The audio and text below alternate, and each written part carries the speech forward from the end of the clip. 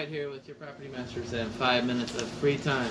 And continue on with the sales contract, the as-is residential sales contract for sale and purchase, as created by Florida Realtors and approved by the Florida Bar.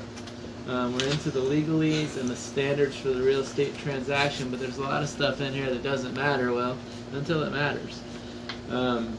First of all, liens. Basically, the seller shall furnish to the buyer at closing an affidavit attesting, 1, the absence of any financing statement or claim of liens, so no lenders have liens on the property, that there have been no improvements or repairs in the last 90 days prior to the closing date. And if there has been, that you have a notice of waiver of a construction lien executed by general contractors, subcontractors, suppliers, and material men, in addition to seller's lien affidavits setting forth such names of such general contractors, subcontractors, suppliers, and material men.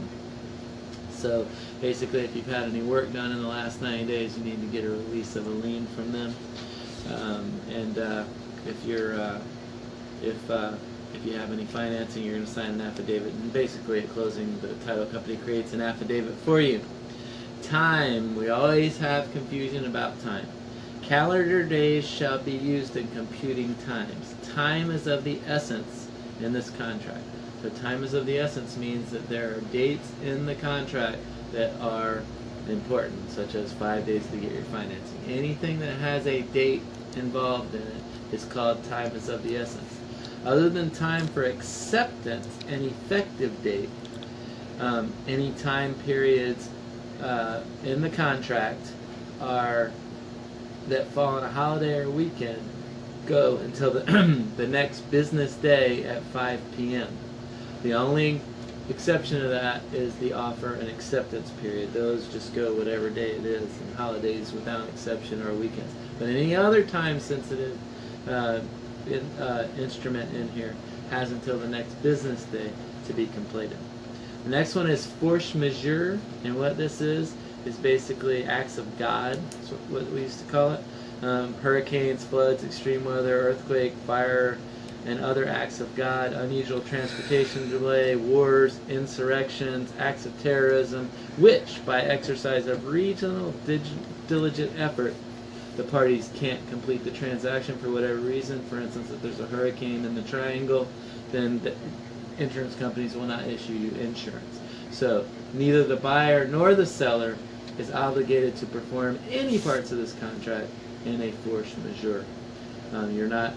Your obligation is released during that period. However, the closing date will be extended up to 7 days after the force majeure no longer prevents it. However, if it lasts 30 days, then either party can cancel it. You don't have to, but they can. Conveyance, it says that the seller shall convey marketable title to real property by statutory warranty, trustees, personal representative, or guardian's deed as appropriate. So basically, you will transfer the title free and clear of any clouds. Any personal property will be transferred by a bill of sale and subject to only matters provided in this contract. So personal property you sell with the bill of sale, real property you sell with the title and deed.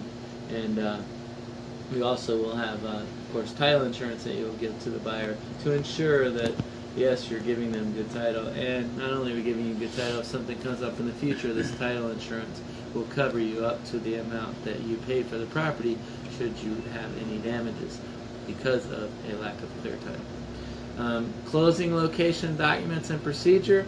The closing will be conducted by an attorney or other closing agent designated by the party in the contract, whether it's the buyer or the seller, for the owner's title, policy, and insurance, and will take place at the office of the closing agent or any other such location that you determine.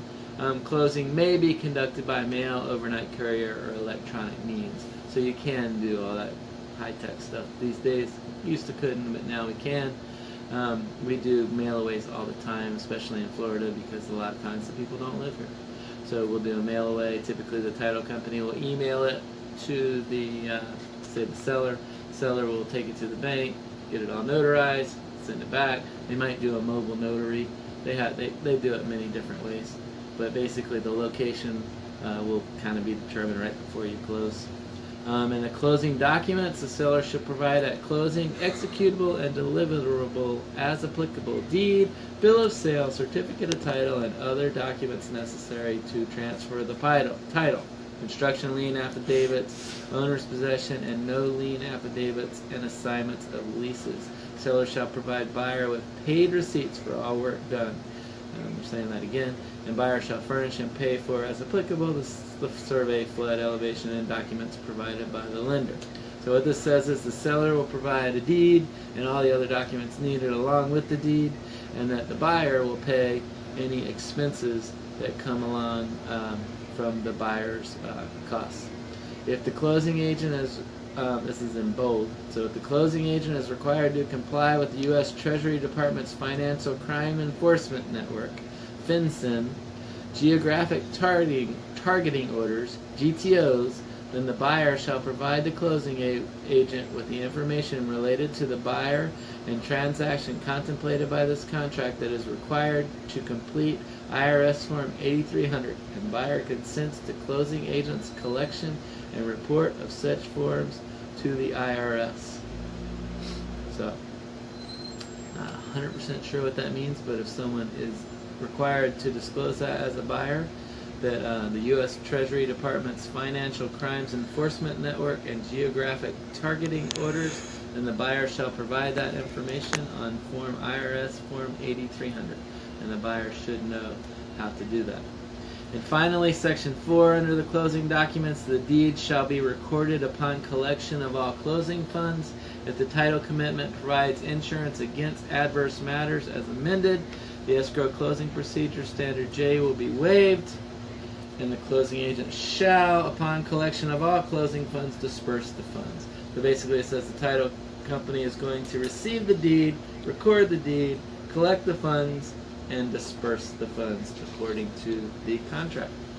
That is closing location, documents and procedures, and liens, time, force majeure, and conveyance. So, any questions? We're happy to help you. 386-866-1007. Interested in entering into a contract for top dollar for your property or business? We will get you top dollar. 386-866-1007. Things are really picking up here.